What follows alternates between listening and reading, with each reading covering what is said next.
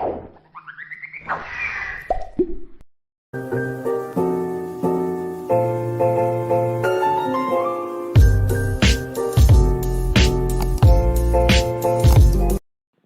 everyone, my name is Anshul Bhatia, and if you are struggling with your academic literature, this is the right place. So without any further delays, let's get started.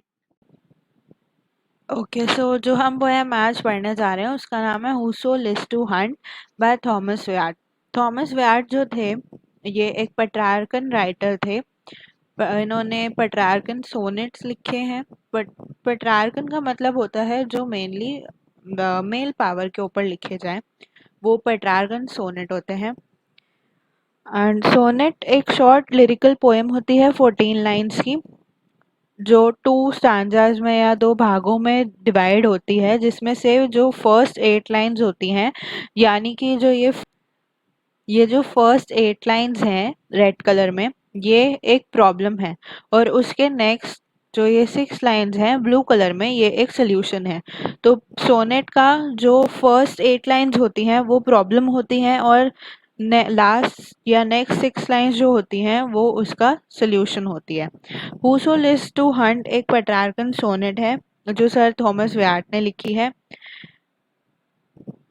तो list to Hunt love के बारे में है। ये poem जो है ये love के बारे में है। इसमें स्पीकर अपना लव डिस्क्राइब करता है कि वो कितना गहरा प्यार करता है अपनी लवर से, और इस वजह से वो अपनी फीमेल लवर को हंट करने की कोशिश करता है, जो कि एक बहुत ही बुरा आइडिया था। और उसका आइडिया फेल हो जाता है। जब उसका आइडिया फेल हो जाता है तो वो इसके बारे में एक पोयम लिखता है कि क्यों उसने गिव अप कर दिया हंट करना। मैंने यहाँ पर जो डिफ़िकल्ट वर्ड्स हैं या कुछ एक्सप्लेनेशंस हैं उनको हाईलाइट करके साथ में उनका एक्सप्लेनेशन लिख दिया है, ताकि आप लोगों को ईजी रहे पोएम समझने में। तो हम पोएम पढ़ते हैं और साथ में उसका एक्सप्लेनेशन भी देखते हैं। Whoso lists to hunt, I know where is an hin। Whoso का मतलब होता है whosoever, list का मतलब होता है want, और hin फीमेल डियर को ग्रीक में हिंड कहते हैं। तो नरेटर फर्स्ट लाइन में ये कह रहा है हंट करना चाहते हैं जो लोग शिकार करना चाहते हैं। नरेटर को पता है हिंड यानी कि एक फीमेल डियर कहाँ है। For me helas I no more, I may no more. I may no more का मतलब होता है कि वो अब और हंट नहीं करना चाहता उस डियर को। और सेकेंड लाइन का यही मतलब है कि जो नरेटर है वो खुद हंटिंग छोड़ना चाहता है, क्योंकि उसकी जो ये हंट है, जो उसकी जो ये डियर है, वो बियॉन्ड, वो उसके रीच के बाहर है। वो द वेन ट्रेवल हाथ वेयरेड मी सो सोर। वेन ट्रेवल का मतलब होता है पॉइंटलेस टास्क, वो काम जिसका कोई मतलब नहीं है तब भी वो इंसान कर रहा है। हैथ का मतलब है हैज, वेयर का मतलब है वरिड। तो इस लाइन में पोएट को ये रियलाइजेशन होती है कि वो एक बहुत ही यूजलेस टास्क कर रहा है, जिसका कोई मतलब नहीं है उस काम का, लेकिन वो फिर भी कर रहा है।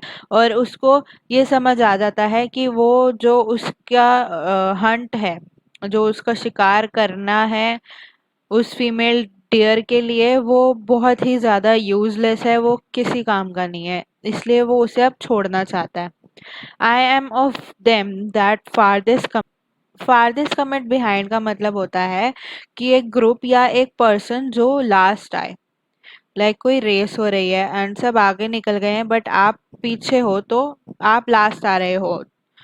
तो इसमें फारदेस्ट कमिट बिहाइंड का मतलब है कोई इंसान या कोई ग्रुप जो लास्ट है। तो फोर्थ लाइन में पोएट जो है वो ये इसी बात का दुख बना रहा है कि वो इस हंटिंग की रेस में, चेजिंग की रेस में लास्ट है।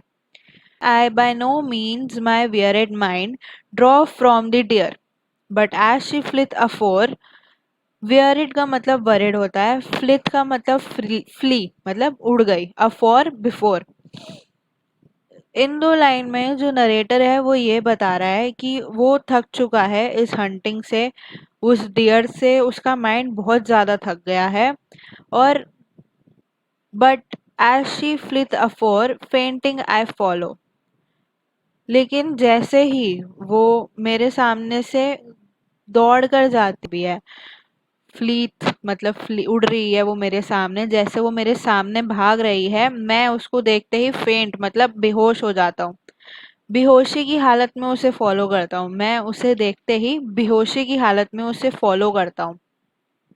लीव ऑफ देयर फोर का मतलब है क्विटिंग हंट। वो तब भी उस हंट को वहीं रोक देना चाहता है। Sithens in a net I seek to hold the wind. Trying, इसका मतलब होता है कि विंड को एक नेट के कपड़े में पकड़ना, जो कि बहुत ही ज्यादा इम्पॉसिबल है। तो ये जो चार लाइनें हैं, इनका ये मतलब है कि नरेटर जो है वो ये कह रहा है कि बहुत बहुत ही ज़्यादा थक चुका है इस हंट से, वो बहुत ही ज़्यादा थक चुका है डियर के पीछे भाग भाग कर। उसका माइंड जो है वो एग्जॉस्ट हो चुका है, बहुत थक चुका है। लेकिन जब भी डियर उसके सामने से तेजी से भागती है, तो पोएट भी उसके पीछे भागता है बेहोशी की हालत में। लेकिन वो फिर भी अपने आप को रोकता है उसे हंट करने से, उसके पीछे भागने से, क्योंकि वो बहुत ज़्यादा तेज भाग रही है और पोएट के हाथ में सिर्फ हवा आ रही है और कुछ नहीं। तो ये जो 8 लाइन्स थी, जो प्रॉब्लम थी, ये 8 लाइन्स प्रॉब्लम बता रही हैं हंट करने की उसे, कि क्यों पोएट का हंट वेस्ट गया। इन 8 लाइन्स को जो प्रॉब्लम है हम उसे बोलेंगे ऑक्टेव। जो 6 लाइन्स आंसर है उसे ससेट कहा जाता है।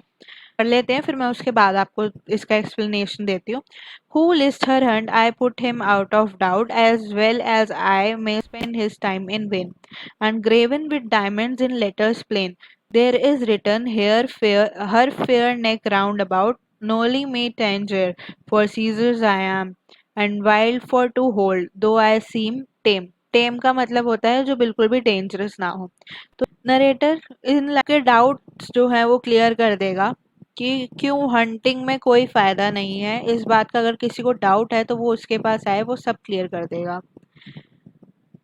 जैसे उसका हंट जो था वो वेस्ट गया है, वैसे ही दूसरों का भी हंट वेस्ट जाएगा, क्योंकि जो फीमेल डियर है, फीमेल डियर की नेक पे एक कॉलर है। कॉलर मतलब एक पट्टा है जिसपे लिखा हुआ है कि वो जो डियर है वो किसी और का है, मतलब उसकी ओनरशिप, उसका ओनर कोई और है। और लास्ट का जो कपलेट है, कपलेट मतलब लास्ट की 2 लाइन्स, कपलेट मतलब 2 लाइन्स। तो लास्ट की जो 2 लाइन्स हैं वो ये रीड करती हैं, वो ये बता रही हैं कि कॉलर पे लिखा है नोली मी टेंजर। नोली मी टेंजर का मतलब होता है touch me not. Touch me not को लैटिन में बोलते हैं नोली मी टेंजर। तो उसके कॉलर पे लिखा है touch me not, I am Caesar's. अब इसके पीछे एक कहानी है।